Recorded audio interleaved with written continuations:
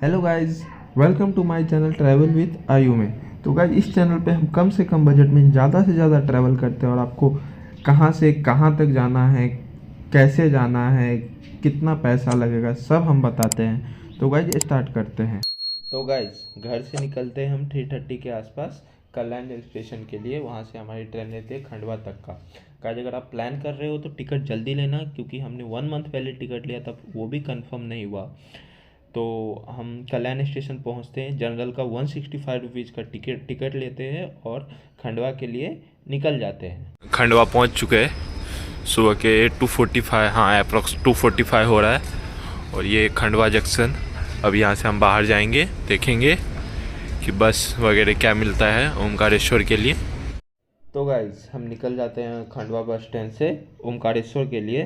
फिर ओमकारेश्वर से हमें 15 किलोमीटर पहले बस छोड़ देती है। फिर वहाँ से हम ऑटो लेके पहुँच जाते हैं ओमकारेश्वर टेम्पल, जो कि सुबह सुबह 7 बजे। ये सुबह सुंदर सा दृश्य आपको देखने मिलेगा अगर आप सुबह सुबह ओमकारेश्वर जा रहे हो तो, नर्मदा नदी का। और फिर वहाँ से हम निकलते धर्मशाला में रूम लेते, जो कि 500 का पड़ा हमें। और उसके बाद रूम पे सामान रख के नहाते हैं नर्मदा नदी में और निकल जाते हैं दर्शन के लिए। तो दर्शन के लिए तो बहुत ज़्यादा लाइन था, हमें 2 आवर लग गया ज्योतिर्लिंग के दर्शन के लिए ओमकारेश्वर में। फिर वहाँ से दर्शन करने के बाद हम निकलते हैं मामलेश्वर ज्योतिर्लिंग का दर्शन करने के लिए, जो वहाँ से मतलब नर्मदा नदी के इस एक साइड ओमकारेश्वर ज्योतिर्लिंग और दूसरे साइड मामलेश्वर ज्योतिर्लिंग है। फिर वहाँ पे भी हमें थोड़ा सा लाइन मिला, क्योंकि आरती का समय था तो मंदिर दर्शन के लिए बंद था, तो वन आवर गया। फिर मामलेश्वर में दर्शन करने के बाद हम निकल गए वापस से इस ब्रिज पे, थोड़ा सा फ़ोटो वगैरह लिए। और फिर वहाँ से हम चले गए आराम करने, क्योंकि रात भर हम ट्रेन में सोए नहीं थे। फिर आराम करने के बाद उठने के बाद हम गए बोटिंग करने, जिसका कॉस्ट हमें 100 पर पर्सन का लगा। अगर आप बार्गेनिंग करते हो तो 100 में हो जाएगा, नहीं तो एक्चुअली वो लोग ज़्यादा मांगते हैं। वहाँ पे बोटिंग करने का एक अलग ही एक्सपीरियंस है, तो गाइस ट्राई ज़रूर करना। फिर वहाँ से हम निकल जाते हैं थोड़ा सा शॉपिंग वगैरह, प्रसाद वगैरह लेने।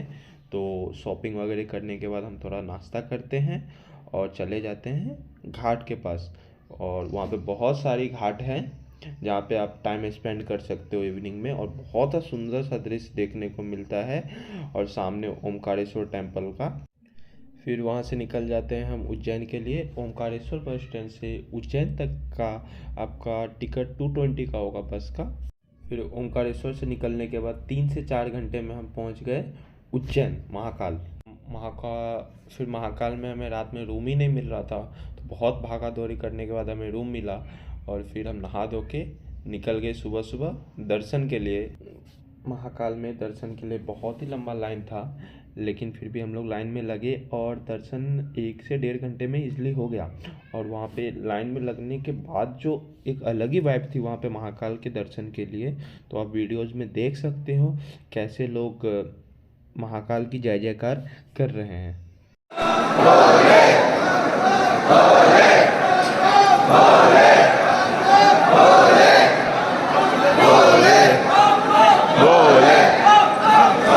तो गाइस, दर्शन करने के बाद हम निकलते हैं महाकाल लोक घूमने के लिए, जो कि सुबह सुबह बहुत ही सुंदर सा दृश्य था वो।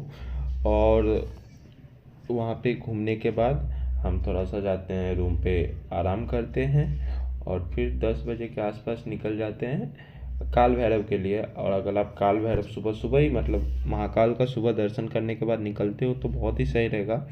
हमारे जाने तक वहाँ पे बहुत ही लंबा लाइन हो गया था, सबसे ज़्यादा टाइम लग गया वहाँ पे दर्शन के लिए। भैरव से हम दर्शन करके निकलते हैं और रूम पे आते हैं, थोड़ा सा आराम करते हैं और फिर इवनिंग में हम निकल जाते हैं महाकाल में मार्केट एक्सप्लोर करते हैं। और फिर वहाँ से हरसिद्धि माता टेम्पल, जो कि 52 शक्ति पीठ में से एक कहा जाता है, वहाँ का आरती बहुत ही फेमस है। और अगर आप जा रहे हो तो इसका एक्सपीरियंस करना बिल्कुल मत भूलना।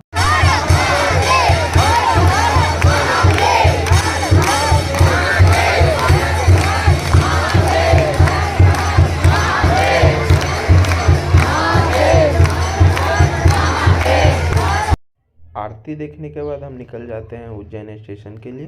वहाँ से मुंबई की ट्रेन रहती है और जो कि बहुत लेट रहती है, तो हम लोग तब तक खाना वगैरह खा लेते हैं। तो गाइस खाना खाने के बाद हम चले जाते हैं स्टेशन पे और फिर वहाँ से मुंबई। तो गाइस पूरा वीडियो देखने के लिए थैंक यू। और वीडियो अच्छी लगी हो तो लाइक शेयर एंड सब्सक्राइब कर देना।